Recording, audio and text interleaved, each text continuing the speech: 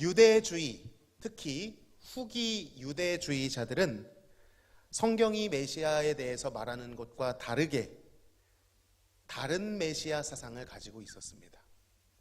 강력한 군사적, 정치적 메시아를 기다렸던 것이죠. 아마도 오랜 식민지 생활 때문에 그러한 마음이 생겨났던 것 같습니다. 하나님께서 저 강대국을 몰아내고 바벨론, 아수르, 이제는 로마를 몰아내고 시온산에 하나님의 메시아를 세워 깃발을 꽂는 그날을 꿈꿨고 지금도 국가 이스라엘은 그날을 꿈꾸고 있습니다. 그래서 이러한 기대 때문에 예루살렘에 예수님이 입성하실 때 그들은 열광했었죠. 처음에는 그가 행하는 이적, 기적, 권능으로 인하여 이분이 우리를 구원할 자로구나 생각했을 것입니다. 그러나 점점 예수님의 행보는 이들을 갸우뚱하게 만들었지요. 이들은 만약 정치적 메시아를 기대했다면 사람을 모으고 권세자들을 상대해야 되는데 이 예수님이라고 하는 분은 가난하고 약하고 뿐만 아니라 유대 종교 지도자들이 가증스럽게 보는 이방인과 죄인과 부정한 문둥병자와 창기들과 더불어 먹고 마셨기 때문이지요. 그뿐이 아니죠. 점점 자신이 죽을 것이다 라고 말하기 시작합니다.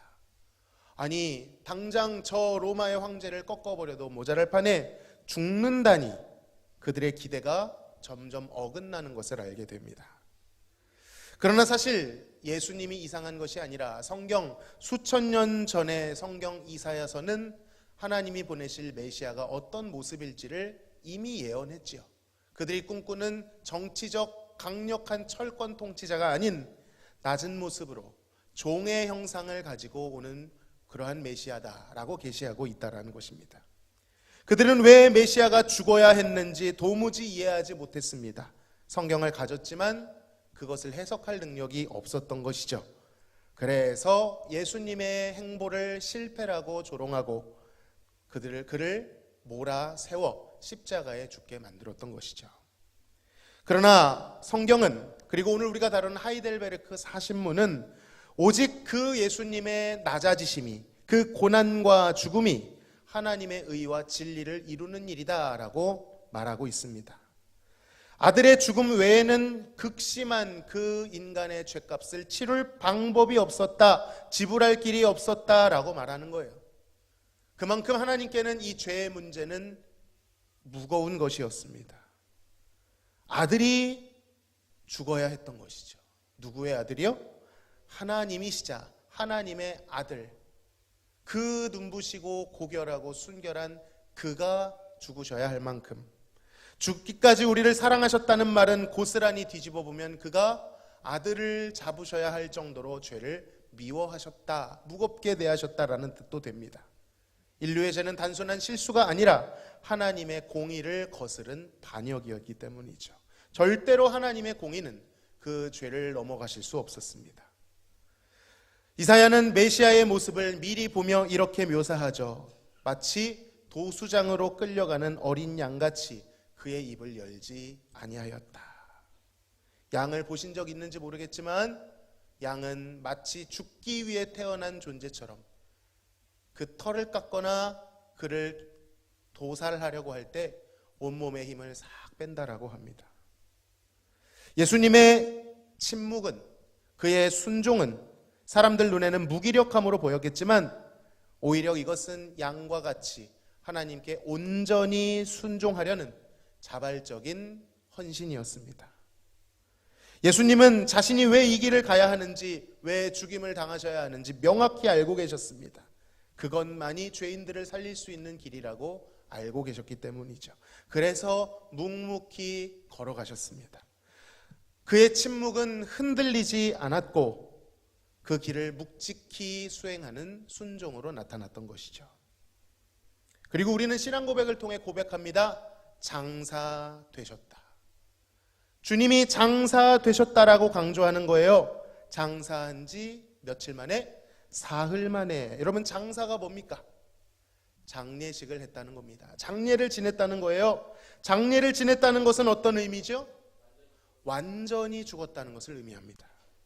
자, 이 대목에서 우리가 생각해 볼 지점들이 많이 있습니다. 주제는 죽음이지만 우리에게 위로가 되는 지점이 있어요. 장례를 지내보셨겠지만 처음에는 실감이 잘 안 납니다. 왜냐하면 장례 도중에는 조문객들도 많이 오고 정신이 없어 잘 못 느껴요. 언제 이 감정이 훅 들어오죠? 장례가 끝나고 일상으로 복귀하면 아, 이게 현실이구나. 더 이상 사랑하는 가족 그분을 볼 수 없구나. 완전히 이별했구나라는 감정, 돌아올 수 없구나라는 감정이 들어 무너지는 경우가 많이 있지요. 그런 의미에서 예수님을 장사했다라는 뜻은 무슨 뜻일까요? 장례식을 했다. 무슨 뜻입니까? 예수님이 완전히 죽으셨다는 것을 의미합니다. 십자가 사건 이후로 사람들은 종종 예수님이 기절한 것이다, 예수님 기절설, 이런 것들을 풍문으로 퍼뜨렸습니다. 그러나 성경은, 신앙 고백서는 분명히 여지를 남기지 않고 말합니다. 그가 장사되었다. 로마의 군병이 그의 사망을 확인했고 아리마대 요셉이라고 하는 부자 종교인이 그의 장례를 치루었습니다. 그리고 웬만하면 열 수 없는 무거운 돌로 닫혀진 무덤에 봉인되셨습니다. 실제로 죽으셨다는 거예요. 그리고 이 모든 것은 이사야의 예언에 따른 것이었습니다. 이미 수천 년 전에 하나님은 이사야를 통해 예언하셨지요. 53장 9절입니다. 그의 무덤이 악인들과 함께 있었으며 그가 죽은 후에 부자와 함께 있었도다. 예수님께서는 죄인들과 함께 십자가에 돌아가셨습니다. 좌우편에 강도가 있었지요. 죄인과 함께 죽으셨어요. 그런데 무덤에서는 하나님의 섭리로 인해 무죄가 드러났고요. 돌아가실 때는 범죄자들과 함께 돌아가셨지만 이사야의 예언대로 부자의 무덤에 묻히셨습니다. 이게 뭐예요?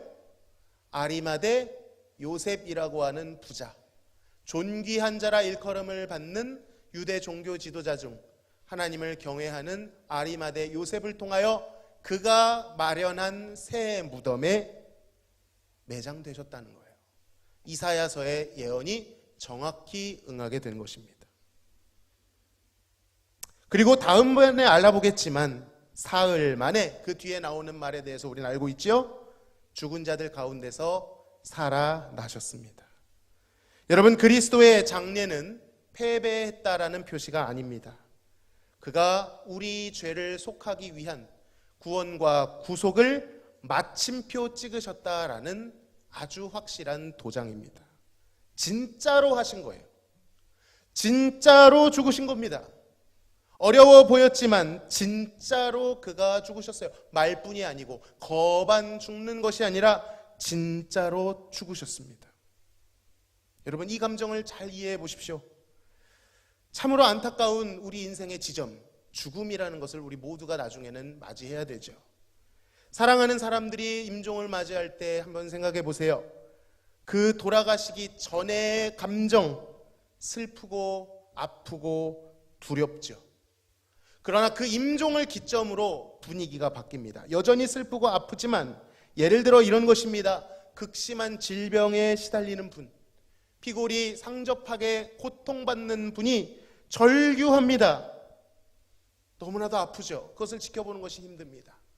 그런데 임종이 임하면, 임종을 기점으로 하면 그 뒤에 무엇이 임합니까? 떨리던 육신이 평온을 얻게 됩니다. 떨리던 고통 속에 짓물러 있던 육신이 고통이 사라집니다. 예수님이 죽으셨다는 것은 무슨 뜻입니까? 예수님이 돌아가시기 전까지는 수많은 긴장과 아픔과 우리를 매섭게 몰아세우는 죄의 영향력이 있었는데 그 순간 예수님이 진짜로 죽으심으로 우리가 생각해야 될 한 가지가 더 있죠. 그날 그곳에서 우리를 괴롭히던, 우리를 삼키려 했던 죄도 시체가 되었다는 사실입니다. 여러분, 이 사실에서 위로를 얻고 기뻐하셔야 돼요. 사단의 저주도 임종했다는 거예요. 예수님도 임종하셨지만 저주도 임종했습니다. 끝났어요. 돌이킬 수 없어요. 예수님이 떠나가셨다 이것 말고 죄가 죽어서 장례식을 치렀다는 겁니다. 아무리 불러도 죄한테 좀 오라고 해도 올 수 있어요? 없어요? 없어요. 죄가 임종한 순간 삐 하다 어떻게 된 거예요? 삐. 예수님이 언제 돌아가셨는지 모르겠지만 BC 2000 몇 년 몇 시 몇 분 죄가 사망했습니다. 선언이 된 거예요. 여러분, 예수님의 죽음이라고 하는 것에서 우리는 죄의 죽음을 봐야 됩니다. 더불어 무엇도 죽었지요? 그 형벌을 받아야 되는 나, 하나님으로부터 매를 맞아야 하는 죄의 대상인 나의 옛 자아도, 하나님의 진노를 뒤집어 써야 하는 나도 그날 거기서 임종한 줄로 믿습니다. 아무리 내가 옛사람으로 다시 살겠나로 선포해도 예수님을 믿는 사람은 돌이킬 수 없어요. 그 죄된 저주를 조우할 수 없습니다. 여러분, 그런데 진짜 승리는 뭔지 아십니까? 따라하시겠습니다. 주님은 살아 돌아오셨지만 죽음은 살아 돌아오지 못했다. 너무 멋진 말 아닙니까? 제가 만든 말입니다. 주님은 살아 돌아오셨어요. 진짜 죽으셨는데 주님은 살아 돌아오셨어요. 근데 그 죄가, 저주가 주는 죽음은 살아 돌아왔어요? 못 살아 돌아왔어요? 못 살아 돌아왔어요. 여러분, 우리가 처한 상황이 그런 상황인 줄로 믿습니다.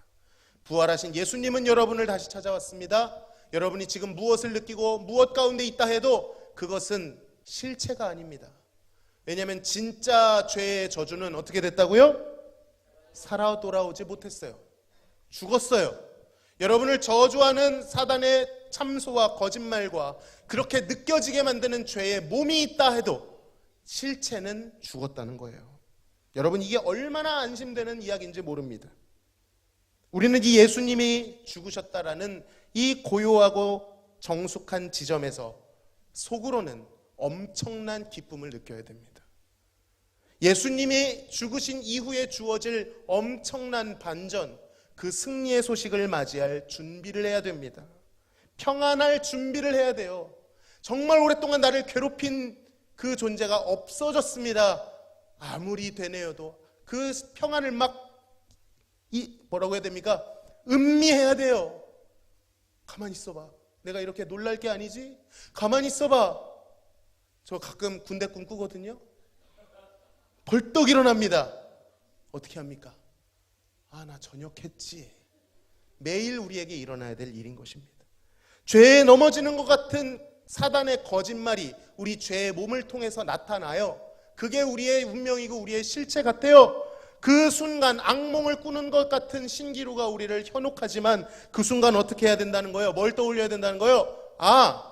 죄가 죽었지. 너 저주받은 인생이야. 아무리 사단이 외친다 해도, 그것이 내 마음을 아프게 해도 정신을 차리고 사단의 저주가 죽었지. 돌아오지 못했지. 여러분의 삶의 저주 같아 보이는 상황에 대고 하나님의 진리를 선포하셔야 됩니다. 너 죽었잖아. 네가 나한테 뭘 할 수 있는데. 사도 바울이 그렇게 말했잖아요. 사망아, 너의 쏘는 것이 어디 있느냐. 이 예수님의 죽음이 주는 유익과 효력에 대해서는 저도 눈치가 있으니 다음 시간에 하도록 하겠습니다. 말씀을 맺겠습니다. 예수님의 죽음의 능력, 그 위력을 묵상하시기를 바랍니다. 장례식을 생각하며 예수님과 나도 나의 죄와 허물과 저주도 장사되었다, 임종해서 돌아오지 못했다는 것을 기억하시기를 바랍니다. 저 깊은 바다에 수장시켜 버려 저주는 여러분을 다시 찾아올 수 없을 것입니다. 이 놀라운 사건을 깊이 묵상하며 평안을 얻으시기를 소망합니다. 끝으로 따라합시다. 주님은 살아 돌아오셨지만 죽음은 살아 돌아오지 못했다. 하나님 아버지, 감사합니다. 너무나도 감사합니다. 그 지독한 죄와 그 죄로 인한 저주가 사망했다니, 임종했다니, 장례까지 끝났다니 감사합니다. 살아 돌아오신 예수님을 환영합니다. 여전히 사단은 거짓말하며 우리의 죄의 몸을 이용해서 우리를 끌어내리고 죄가 여전히 우리 안에 유효한 것처럼 거짓말하겠지만 정신을 차려 복음을 우리의 마음에 다시금 품고 모든 저주가 끝났음을 날마다 되뇌이고 평안을 누리게 하여 주옵소서. 삶에 찾아온 어려움 가운데서도 그것을 저주로 귀결시키는 것이 아니라 그것까지도 이용하셔서 하나님의 놀라운 복과 사랑을 부어주시리라 하는 믿음으로 회개할 수 있도록 인도하여 주옵소서. 이제 명절이 시작됩니다. 오가는 모든 발걸음 위에 평안과 안전함과 화평을 더하여 주시기를 원하고 예수님의 이름으로 기도합니다. 아멘.